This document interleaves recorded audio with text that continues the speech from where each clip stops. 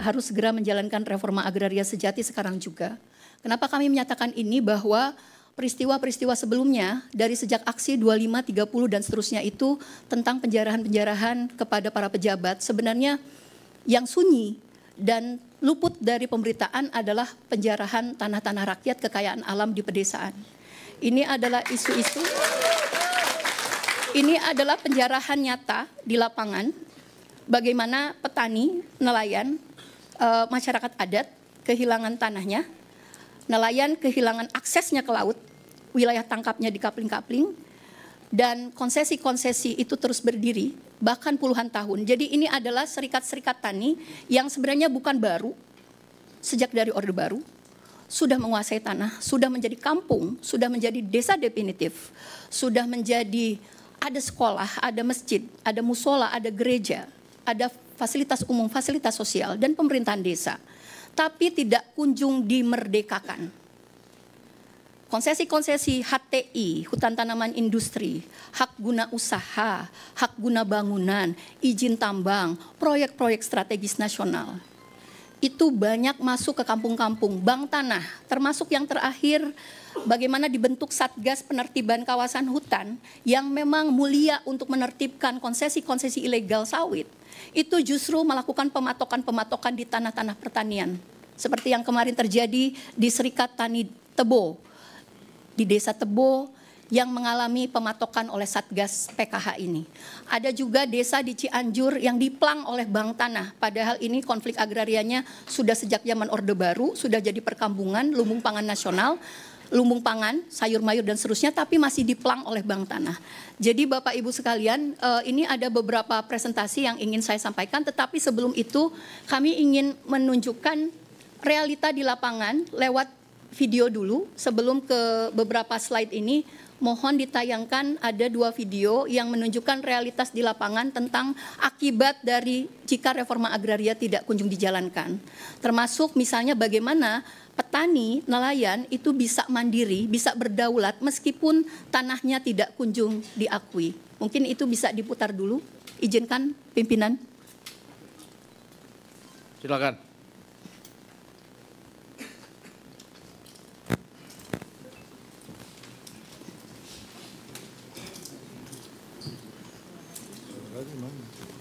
Audionya mana audio?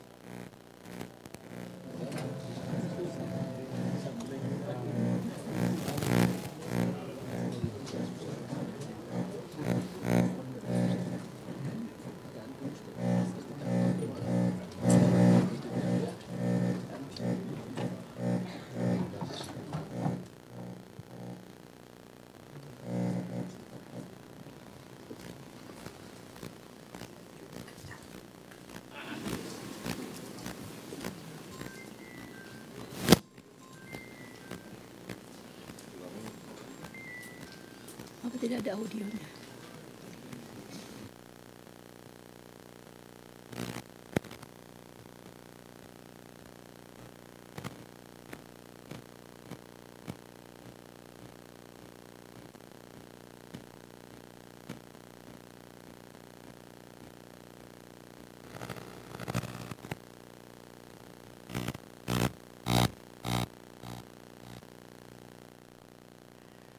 Saudara, yang Anda saksikan saat ini merupakan Dewan Perwakilan Rakyat yang menerima perwakilan dari Serikat Petani yang melakukan aksi demonstrasi sejak pagi tadi atau disebut juga sebagai aksi damai memperingati Hari Tani Nasional atau HTN ke-65. Sebelum ke DPR ataupun diterima perwakilannya, kelompok tani ini juga sempat berdemonstrasi di sejumlah titik untuk memperingati Hari Tani Nasional tadi ke-65. Pertama ini masa aksi berkumpul di Monas hingga Istana Kepresidenan. Pantauan sejak tadi pagi dari jurnalis Kompas TV, ini seruan aksi massa membawa spanduk bertuliskan reforma agraria untuk kedaulatan pangan dan juga tanah untuk rakyat. Di mana aksi dimulai dari titik kumpul di depan IRTI Monas pada pukul 9 pagi tadi, saudara, kemudian berlanjut dengan long march menuju ke Istana Negara sebelum akhirnya berakhir berkumpul di depan gedung DPR RI. Menurut Koordinator Aksi HTN 2025 ini menegaskan bahwa demonstrasi digelar untuk mendesak pemerintah melaksanakan reforma agraria sejati. Kita kembali ke gedung DPR untuk mengetahui informasi terkini dari sana. Komunitas di pedesaan, masyarakat adat, dan bagaimana Bapak Ibu sekalian bisa melihat pendekatan represif aparat di lapangan itu masih terus dilakukan. 79 orang yang kehilangan nyawanya di wilayah konflik agraria itu bukan angka statistik.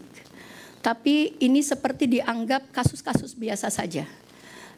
Dan kadangkala respon pemerintah adalah seperti pemadam kebakaran. Ketika sudah ada korban, turun tetapi konflik agrarianya tidak dituntaskan. Hak-hak atas tanahnya tidak dipulihkan. Itulah yang terjadi selama bahkan dalam 2 dekade terakhir, bagaimana konflik-konflik agraria itu diatasi. Kemudian Bapak Ibu sekalian, seperti yang terlihat, ini saya hanya menunjukkan bahwa agraria itu tidak hanya soal tanah. Tapi itu kenapa kami meminta para menteri untuk hadir. Karena urusan agraria, bumi, air, kekayaan alam, kalau kita mengacu kepada konstitusi dan undang-undang pokok agraria, maka itu melibatkan banyak kementerian dan lembaga. Kenapa reforma agraria tidak kunjung dijalankan? Karena memang membutuhkan political will dari kepemimpinan presiden untuk memastikan menteri-menterinya mengerjakan reforma agraria sesuai mandat konstitusi, sesuai undang-undang pokok agraria.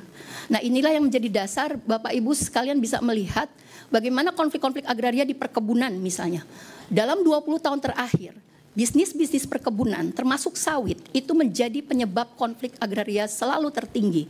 Artinya ada problem tentang penerbitan perpanjangan pembaruan HGU, hak guna usaha kepada korporasi-korporasi besar.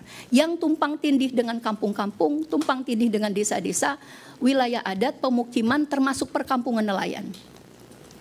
Ini selalu tertinggi Bapak Ibu sekalian, termasuk sawit. Kemudian juga bagaimana industri kehutanan misalnya. Baru-baru ini baru saja terjadi kekerasan di masyarakat adat Tano Batak. Bagaimana hutan tanaman industri milik Sukanto Tanoto menguasai tanah 156.000 hektar dan berpuluhan tahun itu berkonflik dengan masyarakat adat. Itu hanya salah satu contoh dan kemarin mereka direpresi lagi oleh preman-preman perusahaan.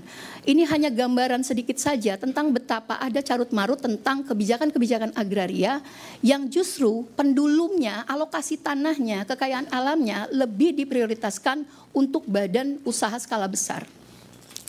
Teman-teman bisa melihat bagaimana misalnya sejak zaman Orde Baru, pemerintahan SBY sampai dengan sekarang, janji-janji untuk menertibkan tanah terlantar itu tidak kunjung dijalankan. Selalu disebutkan ada tanah terlantar 7,3 juta hektar HGU, HGB aktif bahkan expired yang itu sudah menjadi kampung-kampung juga. Sudah ada orang, sudah ada manusia tapi tidak kunjung ditertibkan dan digaya gunakan untuk objek reforma agraria padahal kebijakannya ada. Jadi ini selalu terus-menerus disuarakan. Kemudian juga tambang, bisa dilihat 9,1 juta hektar. Kemudian food estate, mencari-cari tanah kosong di Papua, di Kalimantan Tengah, di Sumatera Utara, berkonflik dengan petani, berkonflik dengan masyarakat adat. Sementara Bapak Ibu sekalian bisa melihat betapa kecilnya penguasaan tanah petani gurem, hanya 6% dari 100% penguasaan tanah yang lebih banyak dikuasai oleh korporasi besar. Permintaan kita itu rakyat itu kecil, Kalau dilihat Bapak Ibu sekalian, ini dihuni, ditempati, digarap oleh 17 juta orang. Hanya menguasai 6% tanah saja. Petani kita mayoritas gurem Bapak Ibu sekalian. Artinya apa? Itu indikator reforma agraria tidak kunjung dijalankan. Negara kita negara agraris, tapi petaninya miskin-miskin. Petaninya makin gurem, tidak hanya di seluruh Jawa, Lampung, Bali, tapi juga bahkan di Papua sana petani gurem sudah ada. Di Sulawesi Selatan petani gurem sudah ada. Artinya guremisasi itu sudah mulai meluas dan merata. Penguasaan tanah masyarakat itu semakin mengecil. Laju konversi tanah pertanian tidak bisa ditahan. Kenapa? Karena tadi peruntukan tanah-tanah untuk industri sawit, untuk industri kehutanan, untuk perkebunan skala besar, untuk food estate, untuk bank tanah, dan segala macam itu telah meresahkan masyarakat di pedesaan. Jadi untuk itulah kami ingin menyampaikan bahwa ini bukan masalah biasa saja. Ini extraordinary crime, ini kejahatan agraria. Sudah ada mandat konstitusinya Bapak Ibu sekalian, tapi kenapa selalu memunggungi petani, memunggungi orang kecil, buruh tani, petani penggarap, dan selalu kami ditunda-tunda. KPA ini sudah 31 tahun bersama dengan kementerian-kementerian terkait menyampaikan data yang sama, menuntut hal yang sama, dan selalu diombang-ambing, selalu dijanji-janjikan, tetapi ketika pemerintahan berakhir, nihil, terlalu kecil yang diberikan kepada rakyat. Kenapa sangat pelit kepada petani? Kenapa begitu wah kepada korporasi-korporasi skala besar? Itulah yang membuat kami, kenapa kami merasa harus perlu menyampaikan ini. Petani-petani ini 10 jam, pulang pergi 20 jam dari Pangandaran, Ciamis, dan seterusnya. Ini lebarannya mereka. Bahkan sejak subuh, sejak malam sampai pagi, bis, PO bis ditahan. Ada ratusan bus yang ditahan sampai supir-supirnya turun. Kenapa? Kenapa untuk petani, untuk nelayan, untuk masyarakat adat, untuk buruh menyampaikan aspirasi itu begitu sulit? Padahal ini petani ini orang-orang tua, kakek nenek. Memang regenerasi petani kita tidak berjalan. Rata-rata petani tua bawa anak-anak, mau rusuh seperti apa? Kami mau makar bagaimana? Ini adalah aspirasi yang terhambat. Kalau petani sudah masuk ke kota-kota, artinya tanah air kita sedang tidak baik-baik saja. Artinya kebijakan yang ada itu sedang tidak berpihak. Jadi bukan kami hanya sekedar ingin ke Jakarta, seremonial, tidak. Tapi karena ini masih kedap suara ini, DPR RI tidak mengawasi, menteri itu apa kabar? Sudah berapa konflik agraria struktural yang diselesaikan? Sudah berapa petani-petani gurem dibebaskan dari situasi gurem dan kemiskinannya? Sudah berapa tanah-tanah terlantar? HGU mangkrak. Mafia-mafia tanah ditertibkan. Kenapa tanah terlantar yang 7,3 juta itu untuk objek reforma agraria selalu dijanji-janjikan tapi tidak ada eksekusinya? Artinya ada sesuatu yang ditutup-tutupin. Jadi Bapak Ibu sekalian silakan langsung ke next slide. Jadi ada masalah fundamental. Bapak Ibu bisa melihat 10 tahun apa yang terjadi di lapangan. Selain tentu tadi kekerasan, ada banyak yang ditangkap, kebebasan kami berserikat juga diobok-obok. Padahal sudah ada putusan Mahkamah Konstitusi, petani itu boleh berserikat, boleh berorganisasi. Sudah ada undang-undang perlindungan dan pemberdayaan petani. Ada banyak kebijakan berpihak tapi tidak dijalankan. Di atas kertas bagus tapi implementasinya tidak ada. Lanjut. Ya, kalau kita mau mengkomparasi, tadi data KPA, ini data dari Komnas HAM dan Ombudsman sama. Pengaduan tertinggi itu, kedua institusi ini adalah soal kasus-kasus pertanahan yang berkaitan dengan agraria, kehutanan, pertanian, perkebunan, dan seterusnya.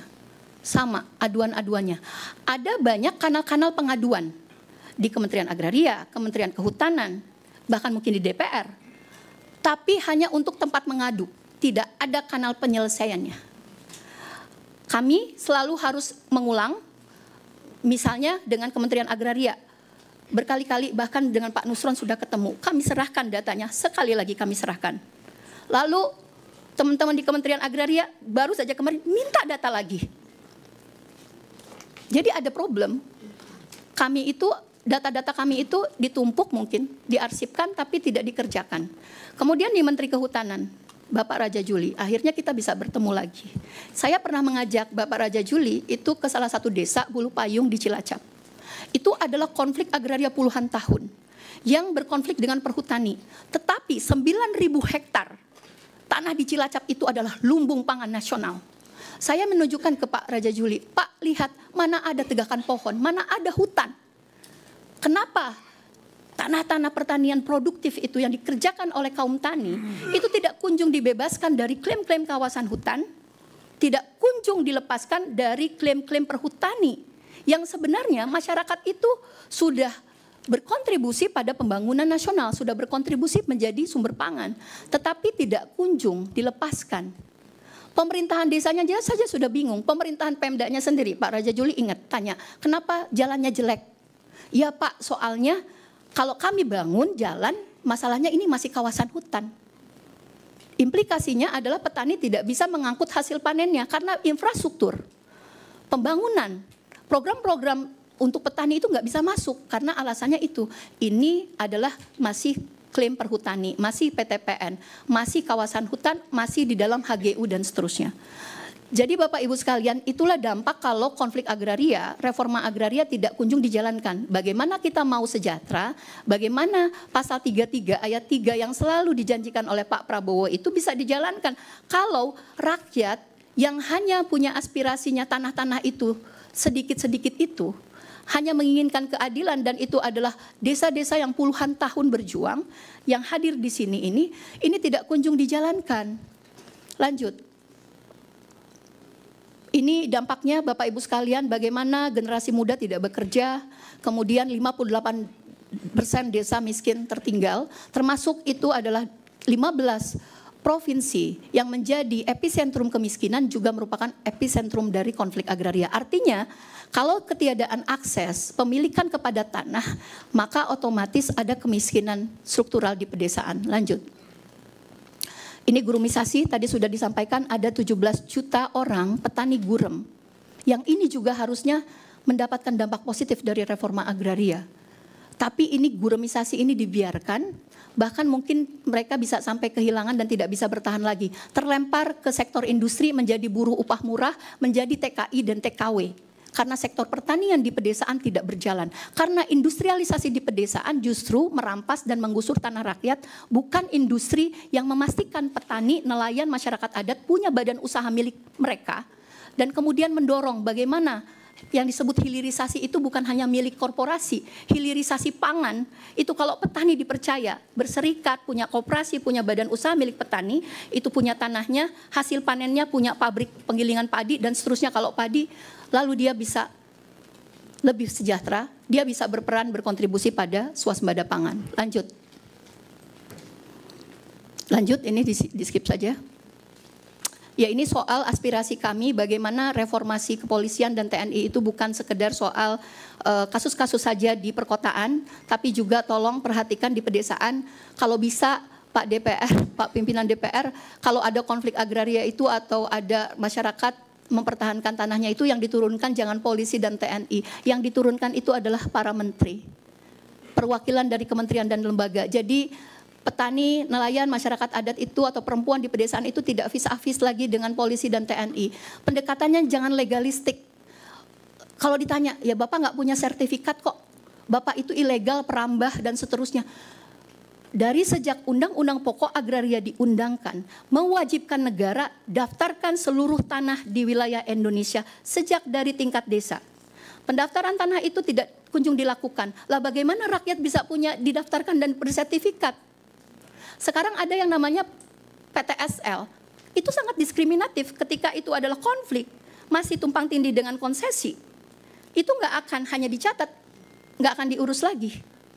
Itulah yang diskriminasi terhadap pendaftaran tanah. Kenapa? Karena sistem pendaftaran tanah kita bukan sesuai dengan mandat UU PA.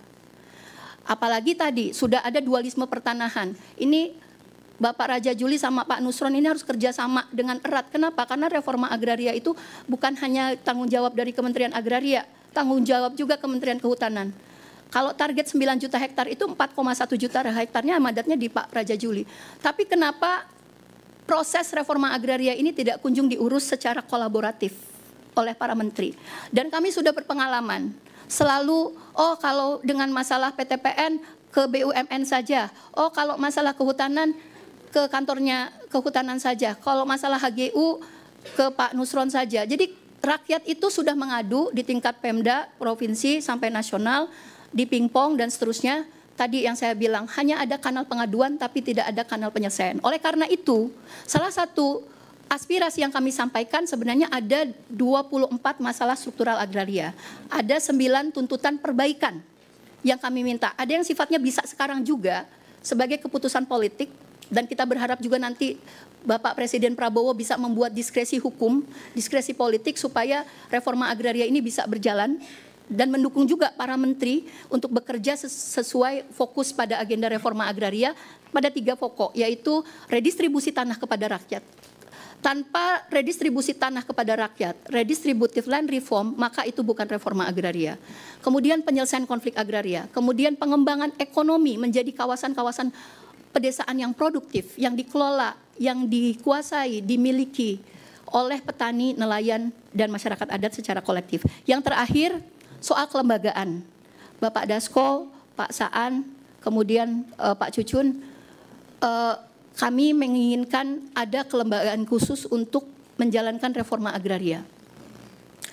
Kenapa? Karena sudah berulang kali. Dulu zaman Presiden Ibu Megawati, kami mengusulkan juga KNUPKA, ditolak, lalu diperkuat kelembagaannya di Kementerian Agraria Tata Ruang, udah jadi DES untuk Direktorat Penanganan Sengketa, tapi itu tidak terbukti bisa karena tadi konflik agraria itu lintas sektoral, ada yang berkaitan dengan kehutanan, tambang, dan segala macam. Kemudian juga kita mengusulkan lagi di transisi pemerintahan SBY kepada pemerintahan Jokowi, ditolak lagi, lalu sampai dengan sekarang. Tapi terbukti bahwa kelembagaan gugus tugas reforma agraria yang sekarang itu tidak jalan. Sedikit sekali yang jalan, tapi lebih banyak yang tidak jalan. Hanya rapat ke rapat. Outputnya pembentukan GTRA di tingkat kabupaten, pembentukan GTRA di tingkat provinsi.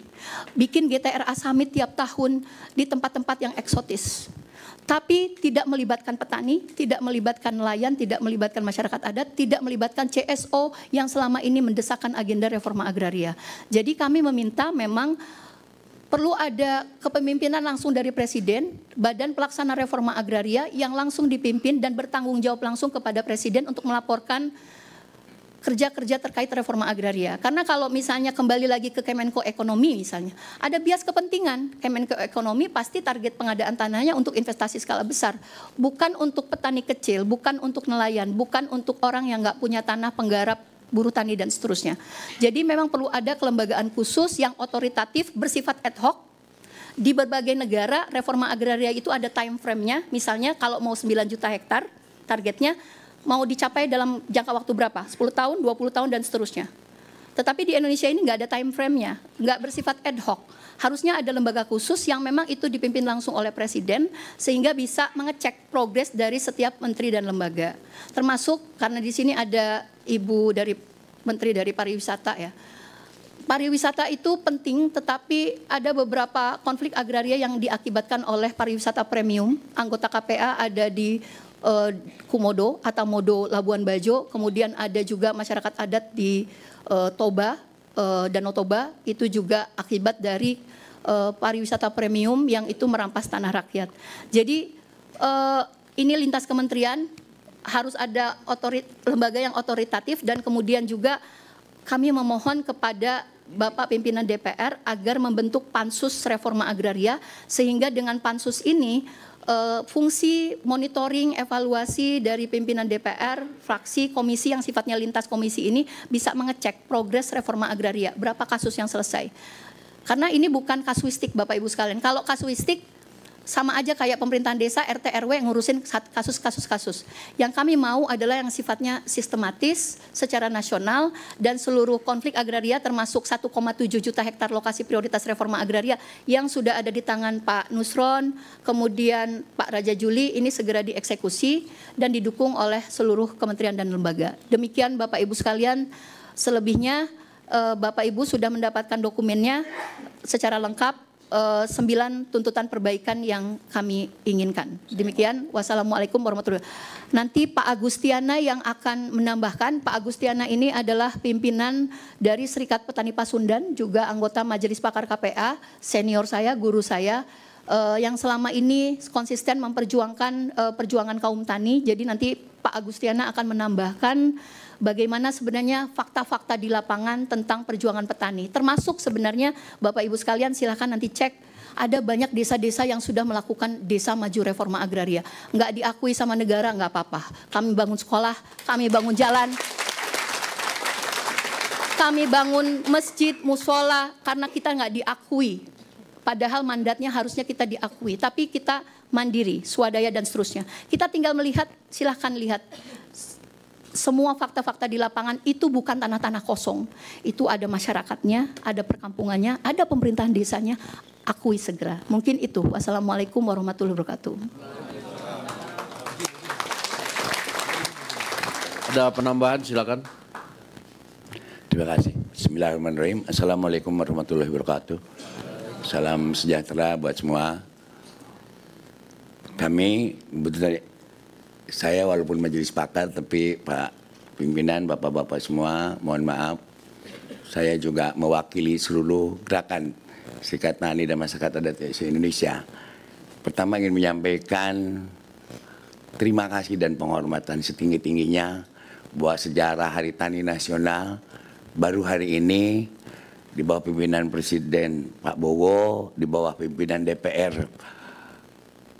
Ibu Puan dan bapak-bapak, terutama ini inisiatif Pak bapak-bapak Cuncun, Pak Dasko dan Pak Saan. Apa yang kedua, kami ingin menyampaikan juga apa yang disampaikan Sekjen SPP ini jangan dilihat sebagai bentuk siapa yang salah, ya Sekjen KPA ini, tapi apa dan bagaimana dari kesalahan itu kita keluar. Karena kami jujur dipesankan, karena memang aksi ini juga di nasional, sangat percaya terutama kepada figur pimpinan Dewan sekarang ini yang merupakan pimpinan yang cukup ideal. Betul nggak Bapak? Betul. Ini yang kedua juga menteri-menterinya juga ideal semua. Pak Nusron buat saya ideal. Pak Jajuli ideal juga. Pak Kepala Desa juga, rajanya Kepala Desa juga ideal. Pak KSP-nya juga ideal ya. Karena mohon maaf saya ini juga aktivis pro demokrasi paling senior ya, yang masih ada tersisa. Jadi saya pendiri Prodem, saya pendiri PUDI, saya pendiri Oposisi Indonesia, saya pendiri Serikat Tani, saya pendiri apapun lah di Indonesia, termasuk pendiri KPA. Pak Cuncun dan Pak Saan juga kenal dekat dengan saya, Pak Dasko juga dekat dengan orang, kedekatan Pak Dasko itu semua orangnya dekat dengan saya, kayak Sagan dan Nenggolan dan sebagainya. Artinya saya ingin bilang poinnya adalah representatif kawan-kawan percaya dan berharap kepada apa yang disampaikan tadi harus diletakkan sebagai bentuk kepercayaan dan harapan baru kepada pemerintahan yang baru. Jadi diskusi ini harus diletakkan di situ dulu. Yang ketiga, letakkan sebagai sebuah sejarah baru. Apa yang saya harus perbaiki dari masalah yang ada? Masalah yang disampaikan Bu Dewi ini, kalau ngomong detail banyak, nggak cukup satu hari. Dari harapan yang baru ini, pimpinan yang baru, pimpinan komisi yang baru, Ibu Titik Prabowo juga alhamdulillah ya ikut mau jadi anggota DPR gitu ya. Terima kasih, aktif lagi, kita sering ikuti. Semua saya lihat dalam 10 bulan ini baik semua.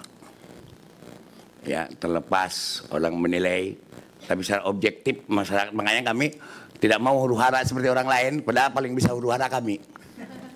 Ya, dulu ya, yang paling bisa huru-hara kami. Kami di lapangan, kami di apa?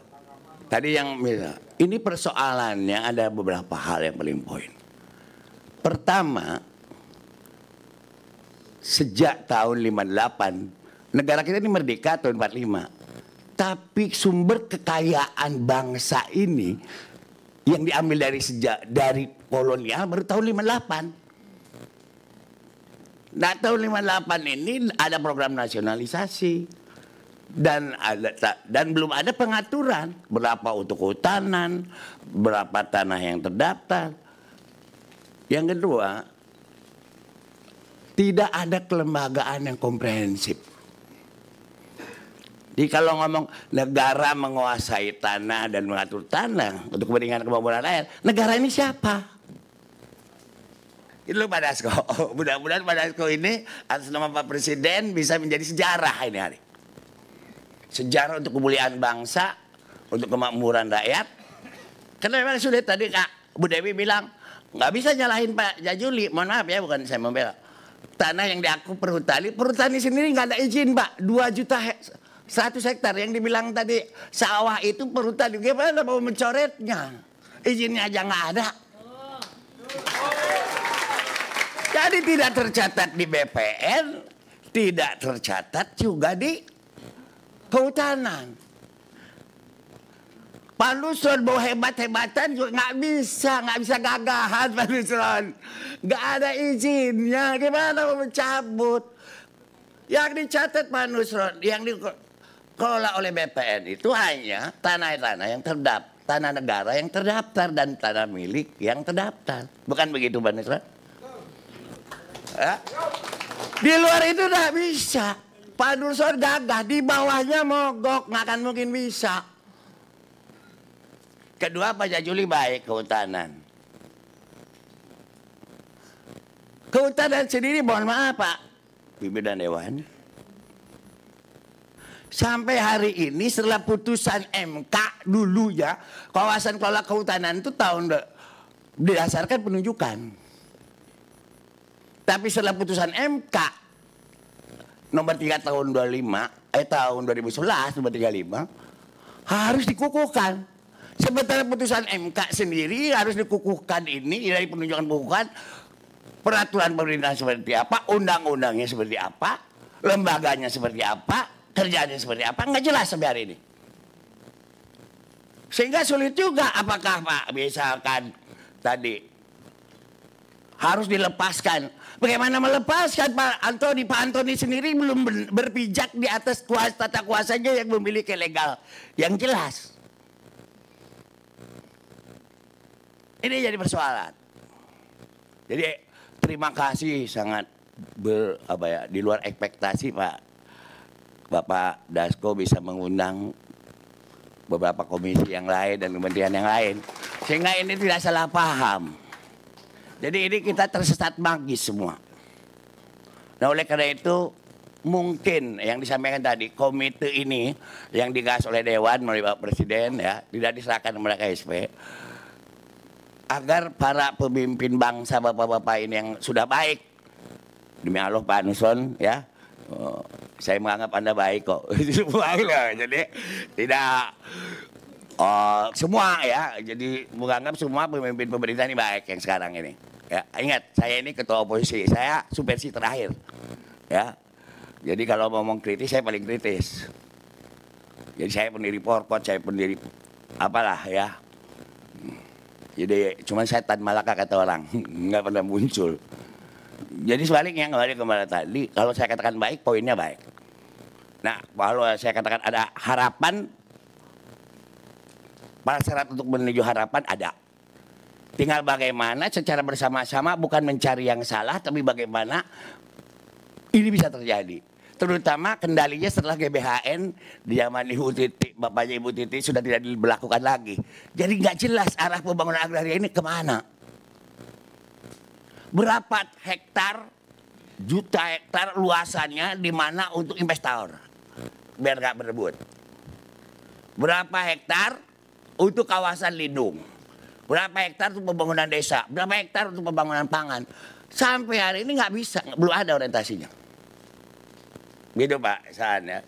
Jadi sulit siapapun menterinya akan terpasung kalau apa yang disampaikan Bu Dewi ini tidak akan bisa selesai kalau tidak membuat sebuah lembaga, apakah namanya badan atau komite yang lintas sektoral, tapi tidak mencari siapa yang salah dulu. Di mana letak kesalahan ini? Karena tadi siapakah yang mengontrol kehutanan misalkan Pak Jajuli nggak bisa mengontrol itu dijual belikannya tanah 2 juta 1 hektar kawasan hutan yang diaku perhutani, padahal tidak ada izin dari manapun karena asmabul nuzul perhutani ini adalah bagian daripada mandat mengurus kekayaan PT Jatibrip, bukan urus tanahnya. Ya, tanah-tanah hutan cadangan yang ditanam jati, pinus, mahoni untuk distor pada negara yang tadinya perusahaan Belanda. Begitu pun PTPN. PTPN itu bukan milik BUMN. Menteri Agraria sulit katanya. Karena itu aset negara. Bukan. Asal muasal PTPN adalah awalnya tanah perkebunan Belanda dinasionalisasikan yang kalau dibagikan ke rakyat bisa jadi perang. Tahun 58 di bawah Perdana Menteri. Cuman pengalihannya Pak Dasko tidak pernah ada sampai sekarang berita acaranya. Berapa harus di-store? Tanahnya harus menjadi aset negara. Kekayaan milik segenap bangsa, bukan milik Menteri BUMN. Ya. Jadi kekayaan yang milik BUMN itu tanaman teh, tanaman karet, gitu. Yang pada tahun 58 masih dalam bentuk tanaman yang kalau diberikan kepada rakyat juga percuma, nggak bisa. Nah itu intinya yang menurut saya. Jadi mohon maaf memang kalau Bu Dewi menggebu-gebu karena memang setiap hari ditekan dari bawah. Ya, bagaimana ini kerjanya KPA? Bagaimana buat apa ada konsorsium begitu? Dan kami juga Presiden siapa tadi katanya ada gugus tugas. Gugus tugas ada Pepres, nggak bisa jalan. Karena balik lagi, misalkan ke BPN, BPN harus menyelesaikan sengketa perhutani. Gimana? Kehutanan sendiri setelah putusan MK. Mohon maaf Pak Jajuri, jangan-jangan yang Bapak berikan itu salah. Nanti bisa jadi korupsi ke Bidadari. Karena belum dikukuhkan. Lembaga pengukuhannya seperti apa nggak ada. Terus kontrol BPN salah. Kan BPN bisa, ini PTPN aset negara. Gimana? Nggak berani. Walaupun tanah itu udah gamblung. Gamblung itu liar. Pepres ya liar. Pepresnya ada tanah telantar. Tadi objek apa? Lembaga penerima tanah telantar. Lalu hakmu apa menitip-nitipkan bukan tanah izinmu gitu. Misalkan PTPN dikeluarkan, nggak bisa juga karena ragu-ragu.